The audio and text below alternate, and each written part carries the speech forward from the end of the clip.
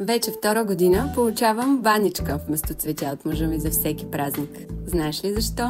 Разказвам. Не си падам по откъснати цветя. Цялата истерия около това да се купуват умиращи растения на определени дни в годината с очакване да бъдат символ за признание на силни чувства ми се струва истинска и натрапена лудост. Затова преди много години помолих мъжа ми да ми подарява само живи цветя в саксия. Така жестът има съвсем друга символика и смисъл за мен. Но цветята станаха много, изискват време, грижи и място и се наложи смяна на концепцията. Казах му следващия път да ме изненада с нещо друго, което обичам, и той с рационалната си мъжка логика ми поднесе баничка.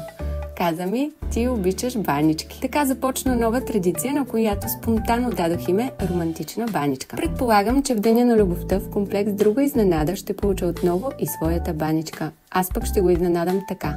Декорирана от мен маса за романтична вечеря в заведението на наши приятели. Комплектът е Love Sign и включва хидрофобирана покривка с 2 лица, хидрофобирани подложки с 2 лица, както и салфетки с златиста декорация, и можеш да го откриеш на Elora.bg в секция комплекти, за да създадеш своя романтична традиция.